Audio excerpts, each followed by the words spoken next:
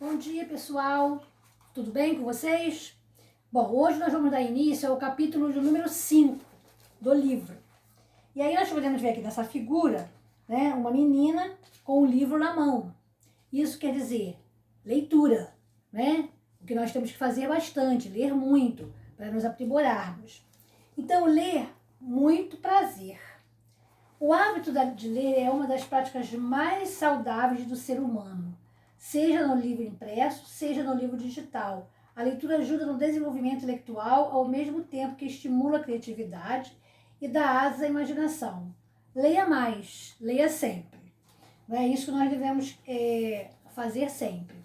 E esse assunto aqui dá início ao gênero textual e editorial, tá? O texto, o gênero textual editorial é de cunho argumentativo, ou seja, você tem que aceitar as opiniões que ele impõe, né?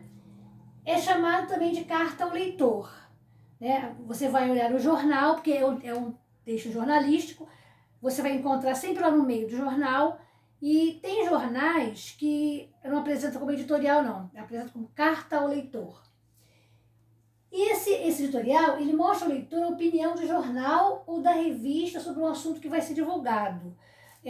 Você tem que aceitar a opinião deles. Se você não aceitar, então não precisa nem ler, porque o que prevalece é a opinião deles, porque é um texto argumentativo. Quem escreve o editorial é o editorialista. E ele é escrito sempre em terceira pessoa. E pode aparecer com os seguintes nomes. Pode aparecer como carta ao leitor, pode aparecer somente ao leitor, pode ser como recado do editor, tá? Então, esse texto aqui que nós vamos ler, que é Leitura Sem Livraria, é um editorial. E aí, o que essa leitura sem livraria acontece? Ele fala aqui, eu não vou ler o texto não, eu só vou dar uma explicação rápida, que vai ser o nosso exercício para casa de hoje, né? O tema discutido é o crescimento do uso dos livros digitais e das vendas pela internet que ameaça a existência de livrarias físicas. Então, nós não temos muitas livrarias, né? E agora, com essa tecnologia, o que acontece? As pessoas não compram muito livro, elas preferem ler no seu celular, no seu tablet, né? E outra coisa também, né? Compram pela internet, não tem o trabalho de ir na livraria e comprar na própria livraria. Então, é um tema em discussão, né? E de acordo com o editorial, o Brasil não apresenta um número suficiente de livrarias. Você não encontra uma livraria em cada esquina. Uma ou outra que você encontra, né?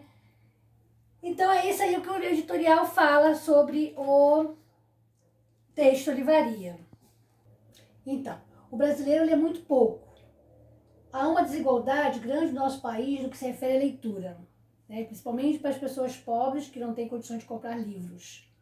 Por causa dos livros digitais, com o tempo, cada vez mais as pessoas vão migrar para os e-books.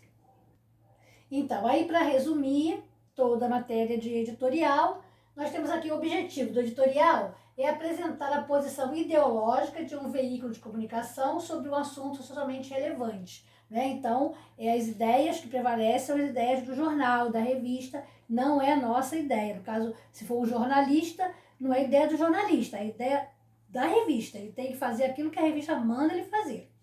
Característica: expor fatos e analisá-los criticamente, expressar a posição ideológica de um veículo, como eu já falei anteriormente, né?